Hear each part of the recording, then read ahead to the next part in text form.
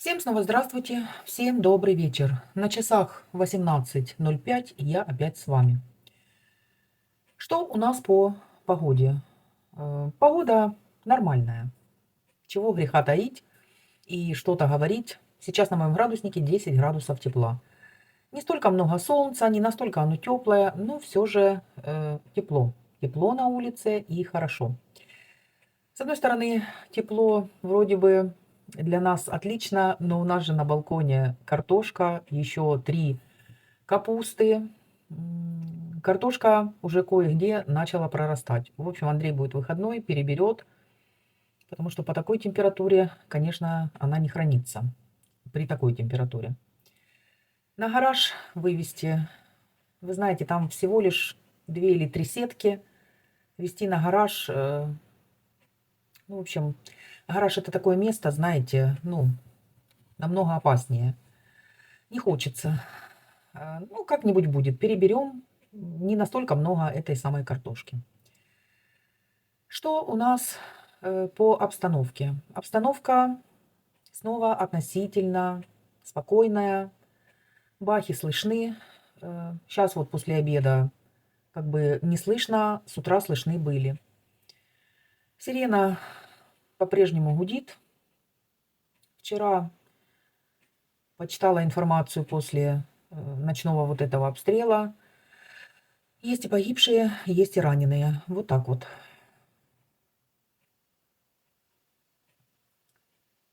Во всяком случае, в нашем районе особо громкого слышно ничего не было.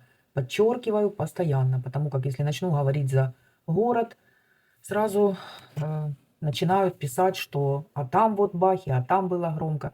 Да, конечно же, по городу может быть громко везде, особенно на окраинах, особенно на поселках. Во всем остальном, несмотря ни на что, город живет, транспорт ездит, ну а наши люди пытаются жить своей обычной жизнью.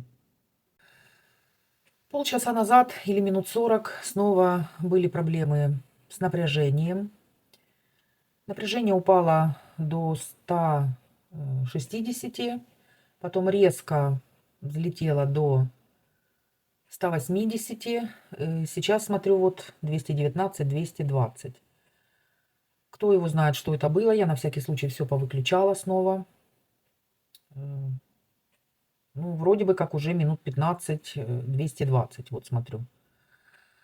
Может быть, какие-то переключения, а может быть, снова где-то что-то произошло. Сейчас может произойти все, что угодно. Так что каждую минуту нужно быть готовыми и к такому напряжению, к отключениям света и ко всему, всему, всему. Вот сейчас вроде бы напряжение стабилизировалось, и подожду еще немножко, пойду включать снова холодильник. Что там еще было включено? Сегодня у меня был готовочный день, так как холодильник на утро был практически пустым. Что я сегодня приготовила? Сегодня приготовила очень вкусную говяжью печень. Печень в молоке, которая запекается в духовке. Этот рецепт добавляю в сегодняшнее видео. Кому интересно, смотрите, печеночка отличная получается. Еще я приготовила панкейки. Это как вместо десерта. Рецепт этих панкейков покажу завтра с утра. И варю картошку. Еще не решила, то ли толченку буду делать, то ли кусочками пусть остается. Но думаю, наверное, что толченку, потому что Андрею очень нравится моя толченочка. К печенке отлично подойдет. Пока вспомнила, хочу показать вам вот этот препарат. Меня спрашивали в комментариях, что я давала Бусе, когда у нее вот эта вот проблема с кожей. Она чесалась, чухалась.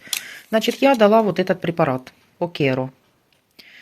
Он, конечно, противопаразитарный для котов, вот от 2,5 до 8 килограмм. Ну, там есть разные дозировки, смотря какой котик.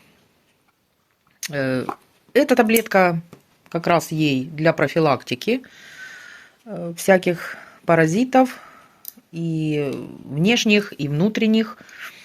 Она идет и помогла вот именно от вот этой вот чесотки, которая у нее была. Ну, я называю чесотка, это не чесотка, ну, чухалась. Блох у нее не было, но что-то вот на коже. Хорошо помогла, перестала она чухаться, вот до сих пор. Тогда я ее покупала 140 гривен, одна таблеточка, вот она находится в такой вот, в таком вот блистере. Она сделана сердечком, вот такое сердечко. И вот это, наверное, первая таблетка, которую Буся съела сама. Нет, еще она ела витамины, которые я ей давала для шерсти. Те она тоже сама ела. И вот эту таблеточку я положила ей в ее мисочку. Она ее сгрызла. Все. Так что почитайте об этом препарате, посмотрите. Может быть, кому-то подойдет. Теперь я буду ей давать и для профилактики, раз она ее так ест. А раньше мы мучились, на холку эту мазали холку препаратом, она вырывалась. Андрея когда-то так покусала, поцарапала. В общем, таблетки никакие пить не хотела. В рот ей закладывать страшно, потому что грызанет. Это ж Буся. Я разминала в ложечку воду, хватала ее, заливала. В общем, это целая проблема была. Вот таблеточка. Конечно, ну, дороговато она стоит. Ну, а все эти препараты тоже не дешевые. Так что берите на заметку. Еще раз хочу рассказать об интернете, который мы провели, потому что тоже спрашивают люди из нашего города. Elite Line. Телефон я не показываю и здесь не пропустит телефон. Это у меня папочка с договором. В общем, Elite Line, если у вас есть их покрытие на доме, то вы запросто можете провести этот интернет. Подключение 1000 гривен, 600 гривен терминал оптоволоконный, по-моему, он называется. Такая беленькая коробочка. Вот через нее идет этот самый интернет. Но дают в аренду. Во всяком случае, у нас так. Может быть, они не везде это делают, но нам дали в аренду. То есть за него мы не платили. И плюс 290 гривен месячная оплата за интернет. Вот это то, что было оплачено сразу. Но сразу говорю, что для этого интернета нужен хороший, мощный павербанк. Хотя бы на 40-50. Роутер хороший. Нужно посмотреть, какой подходит к оптоволоконному интернету. И два вот таких шнура. Один на 9, вот, В, на 9В, а этот на 12. На 12 одна сторона вставляется в павербанк, вторая сторона вот в этот терминал. А второй, который на 9, идет в роутер. И вторая часть также к павербанку. Все, и у вас работает интернет без света. Телефон найти сложности не представляет, потому как реклама Elite Line везде есть.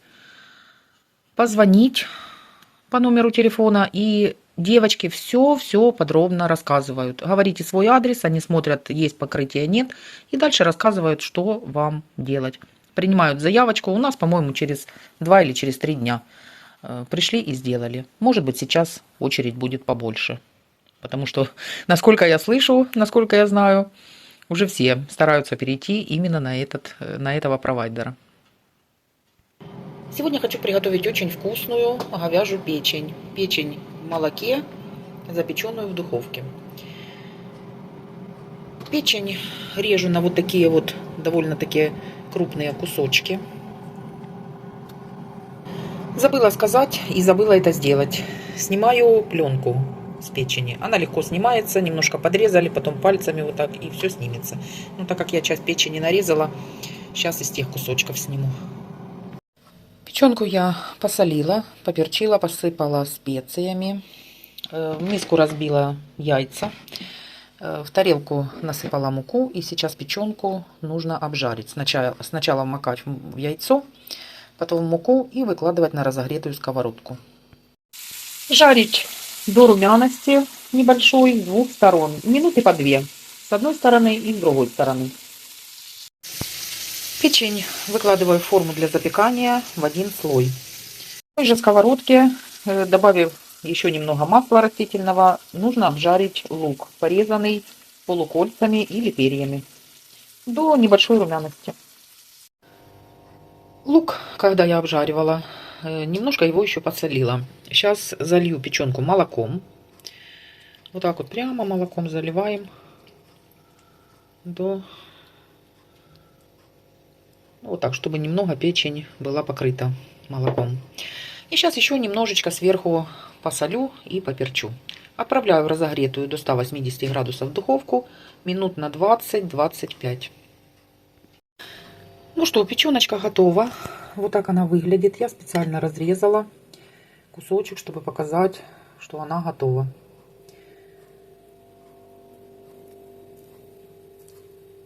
Как и не было молока, видите? Жир есть, молока вообще нет. Пробую.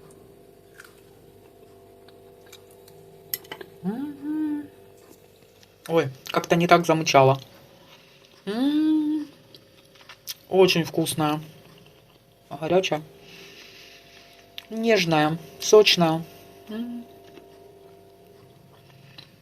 Просто вкуснота. Попробуйте так, приготовьте. Сливочный вкус какой-то. Вот этот от молока.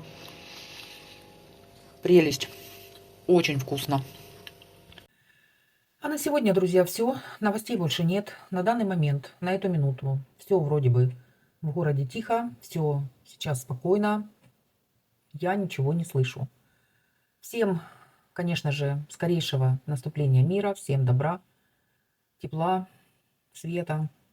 Всем здоровья крепкого. Берегите себя. Всем до завтра. Пока-пока.